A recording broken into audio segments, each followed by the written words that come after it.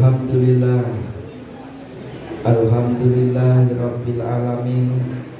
Nahmaduhu wa nasta'inuhu wa nastaghfiruh wa na'udzu billahi min syururi anfusina wa min sayyiati a'malina. May yahdihillahu fala mudhillalah wa may yudlil fala hadiyalah. Asyhadu an la ilaha illallah wahdahu la syarikalah wa asyhadu anna Muhammadan abduhu wa rasulah. Allahumma sholli wa sallim ala sayyidina Muhammad wa ala alihi wa sahbihi ajma'in, amma ba'du. Qala Allah ta'ala fil Qur'anil Karim, ittaqullaha haqqa tuqatih wa la tamutunna illa wa antum muslimun. Para jamaah sholat Jumat yang dimuliakan oleh Allah Subhanahu wa Ta'ala, pertama kita wajib bersyukur kehadirat Allah Subhanahu wa Ta'ala. Pada hari ini kita semuanya diberi sehat walafiat. Yang kedua, rotip pesan baik untuk diri saya maupun untuk jamaah supaya meningkatkan iman kepada Allah Subhanahu wa Ta'ala. Pada siang hari ini sedikit kami sampaikan masalah makna sholat. Makna sholat ini sangat penting sekali bagi kita, bagi jamaah semuanya. Kalau nanti sholatnya tidak sesuai dengan tuntunan Nabi Muhammad Sallallahu Alaihi Wasallam, maka sholat kita ini ditolak oleh Allah Subhanahu Wa Taala. Sholat, makna sholat, makna sinonimnya arti. Makna ini biasanya digunakan dalam bahasa Arab untuk menerjemah makna sholat. Apa sholat itu? Menggunakan makna atau what the meaning sholat. Nah, itu digunakan begitu. Oleh sebab itu, makna sholat ini kalau menurut KBBI, Kamus Besar Bahasa Indonesia, sholat itu artinya doa atau doa untuk meminta yang baik. Dalam arti istilah, sholat itu gerakan menyembah Allah, diawali dengan takbir, diakhiri dengan salam, mempunyai syarat, rukun, dan yang membatalkan sholat. Kalau kita sholat itu gak gampang loh. Ngambilnya sholat saja di langit ketujuh. Nabi Muhammad Isra Mi'raj ke langit 7 untuk memperoleh sholat. Dalam kamu nanti baca surat Al-Isra ayat 1, dan itu banyak yang menentang kalau sholat itu dari langit ke-7. Kemudian turunlah ayat Al-Isra ayat 1, ngambilnya di sana. Dan sholat ini menurut Nabi Muhammad Sallallahu Alaihi Wasallam, sholat itu tiang agama atau cagaknya agama.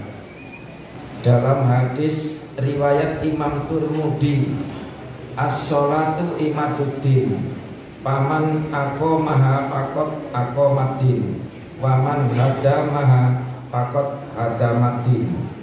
Artinya as-sholatu imaduddin. Imaduddin itu cagaknya agama. Sholat itu cagaknya agama. Barang siapa yang sholat, berarti dia itu menegakkan agama.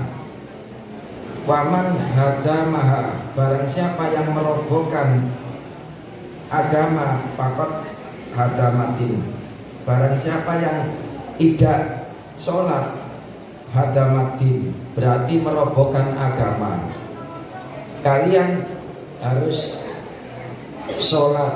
Bagaimanapun kondisi kalian, ketika senang, ketika susah, dalam perjalanan, dalam hidup penuh penderitaan, kemiskinan, kemelaratan, kekayaan, ilmunya banyak, pangkatnya besar, jadi orang biasa, tetap kita itu sholat. Jangan sampai kita itu meninggalkan sholat. Oleh sebab itu, sholat ini juga komunikasi kalian dengan Allah. Yang paling baik untuk umat Islam menurut hadis Nabi riwayat Imam Muslim, as-sholatu hadisul Allah. Sholat itu, hadis itu perkataan, ucapan kepada Allah. Artinya ketika kalian sholat, itu kalian berdialog dengan Allah.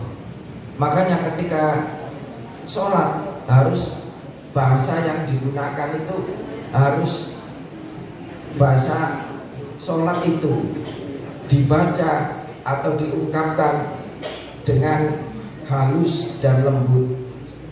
Kalau dalam sholat nanti berkomunikasi dengan Allah menggunakan bahasa yang kasar, bahasa yang tidak sempurna, maka sholat kita nanti akan sia-sia. Oleh sebab itu, sholat ini kita harus kerjakan walaupun berulang-ulang, besok lagi diulang, besok lagi, sampai kita itu meninggal, tetap kita sholat. Kalau sholat kita itu sehat, berdiri. Kalau nggak bisa berdiri, duduk. Kalau nggak bisa duduk, tidur. Kalau nggak bisa tidur, main matanya diputar-putar, Allahu Akbar, diputar-putar. Kalau wis nggak bisa diputar-putar, disolati. Para jamaah sholat Jumat yang dimuliakan oleh Allah Subhanahu wa ta'ala, sholat tujuannya di dalam Al-Quran surat Toha surat ke-20 ayat 14, aqimis sholat lidzikri, dirikanlah sholat untuk, karena sholat itu mengingat aku. Aku siapa? Aku Allah Subhanahu wa ta'ala. Jadi kalau kalian mulai tadi berangkat startnya dari kelas ke sini, kalian harus ingat Allah terus. Ingat Allah terus. Tapi kalau enggak ingat Allah, kamu yang diingat oleh Allah, kamu merasa diawasi oleh Allah. Jangan sampai enggak belas. Dari start kelas sampai ke sini enggak merasa diawasi oleh Allah, tidak merasa kamu melihat oleh Allah, maka nanti hasilnya ini nonsen, kosong ini. Supaya nggak kosong, salah satu harus nyantol ke pikiran para jamaah ini. Jangan sampai nggak ada feedback, nggak ada umpan balik. Jangan sampai kosong. Saya nggak melihat Allah, tapi Allah yang melihat saya. Saya sholat ke sini ini dilihat oleh Allah Subhanahu wa ta'ala. Ya banyak orang yang melihat, tapi semuanya itu dinulkan dulu. Kamu dilihat teman-temanmu itu dinulkan dulu. Maksudnya ya nggak direken, nah bahasa Jawanya nggak direken dulu. Kamu merasa kamu yang dilihat oleh Allah Subhanahu wa ta'ala.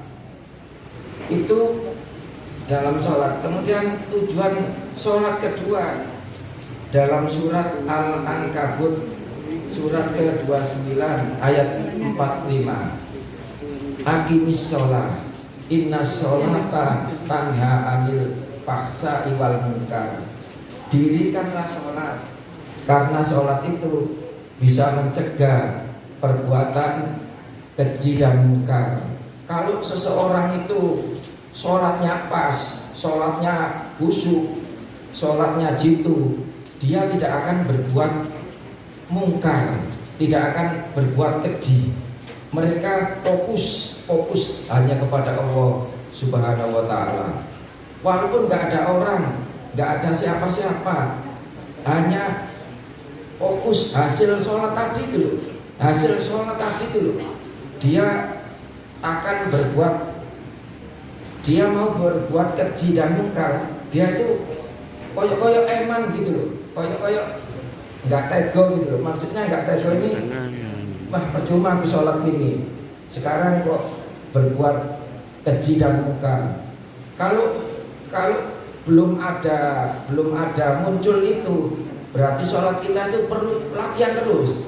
Perlu didrill, latihan terus saya siang malam sampai muncul hilang keji dan mungkar. Kalau keji dan mungkar itu sudah hilang, yang muncul kebaikan, yang muncul nanti kalian berbuat baik. Satu contoh, pernah Nabi menggambarkan kepada para sahabat, hadisnya panjang dalam riwayat Al-Hakim, kitab Al-Mustadrak ayat 15, juz 15. Nabi menggambarkan, dia itu ngambil, dulu nggak ada pistol, nggak ada pedil, cuma ada setik diisi waktu, itu ada burung. Kemudian burung itu disetik sama Nabi, terus nggak kena. Karena nggak kena, sholat seperti itu, sholat kalian berarti belum berhasil. Kalau nembaknya gitu, terus langsung burungnya jatuh, baru sholatnya berhasil. Gambaran Nabi begitu. Jarang yang ini, tapi semuanya ini untuk kebaikan kita, untuk kita semuanya. Bagaimana untuk mendapatkan sholat khusyuk? Untuk sholat khusyuk di sini ada gambaran mata kita melihat tempat sujud. Kalau kalian sholat langsung mata ke tempat sujud, nggak usah ke mana-mana, tolak-tolak ke kanan ke kiri, nggak usah, langsung tempat sujud. Atau melihat ke atas. Dalam hadis Nabi tambah mendoakan, barang siapa yang sholat kemudian matanya, ini bahasa Indonesia ya, matanya itu melihat kanan ke kiri ke atas, Allah nanti menurunkan halilintar ke mata orang itu, jadi kayak budak gitu ya. Terus mulut membaca bacaan sholat, mulut ini tuh lesan membaca. Kemudian otak ini mengontrol apa yang dibaca. Misalnya Ustadz Mus, Allahu Akbar, kalimat Allahu Akbar tadi didengar oleh telinga, dikontrol oleh otak, dirasakan oleh hati. Kemudian napas ini nyambung ke Allah, tetap ono Allah itu melihat begitu. Dari gambaran ini diambil dari kitab Ihya Ulumuddin, dan itu kalau nggak ada sambungan ke sana nggak bisa. Kalian perlu latihan terus menerus, insya Allah bisa. Istilahnya di drill terus sholat terus, insya Allah bisa. Nanti kalau kalian ciri-cirinya orang yang berhasil sholatnya, itu berhasil sholatnya loh. Ciri-cirinya itu kalau ada berita-berita apa saja, berita baik, dia alhamdulillah. Berita yang kurang baik, dia alhamdulillah. Seolah-olah baik dan buruk itu sama, nggak ada bedanya. Untuk kita aja ya, berita baik alhamdulillah, berita nggak baik emosi. Untuk yang orang beriman kepada Allah, berita baik buruk itu ujian, sama-sama ujian, maka ditanggapilah dengan baik. Kemudian sholat ini para jamaah. Nanti awal sholat ini nanti diperiksa pertama kali oleh Allah Subhanahu wa Ta'ala. Kalau sholatnya baik, kalian dianggap baik. Kalau sholatnya nggak baik, maka sholatnya tidak baik. Saya dalam hadis Bukhari, orang ini rajin sholat, si A rajin sholat, duhur, asar, maghrib, isya, kemudian ditinggalkan satu sholat saja, dia nggak sholat karena sibuk. Nanti 200 tahun dia itu hilang, misalnya masuk surga ya, dia hilang 200 tahun tadi itu. Terus setelah 200 tahun dia masuk lagi, terus gitu. Soalnya dulu meninggalkan sholat tadi. Saya juga berpikir ini hadis ini asli apa enggak? Ini Bukhari, dalam kitab Bukhari. Makanya kalian sholat 5 waktu terus, di waktu senang, waktu susah, waktu menderita, waktu kaya, waktu miskin, waktu jomblo, atau waktu nggak punya pasangan, nggak punya atau berkenhet, tetap sholat saja. Ada orang ini, ada nih, saya menemukan anak muda umurnya 40, belum nikah, belum punya laki-laki, ngomong gini, percuma sholat, aku gak iso kawin dari. Bukan masalah gak iso nikah, soalnya mereka itu apa? Biayanya gak ada. Jadi kalau kalian nanti orang beriman, tetap sholat bagaimanapun. Memang rasanya pahit sekali. Dalam hadis Nabi, inna awwala ma yuhasabu bihil abdu yaumal qiyamah min amalihi sholatuhu fa in saluhat faqad aflaha wa anjaha wa in fasadat khaba au khasira. Nanti awal-awal pertama kali, kata awal itu biasanya belum ada apa-apa. Kata awal itu biasanya apa? Wahid, Sani, Sulasa. Ini kata awal. Awal itu sebelum ada apa-apa, nanti digunakan. Terus di sini dikatakan fa'in sholuhat, jika kamu baik, pakot betul-betul aflaha. Aflaha ini menurut grammar bahasa fi'il madi. Fi'il madi itu sudah kejadian, dia itu sudah bahagia, sudah beruntung. Wa anjaha, dan selamat.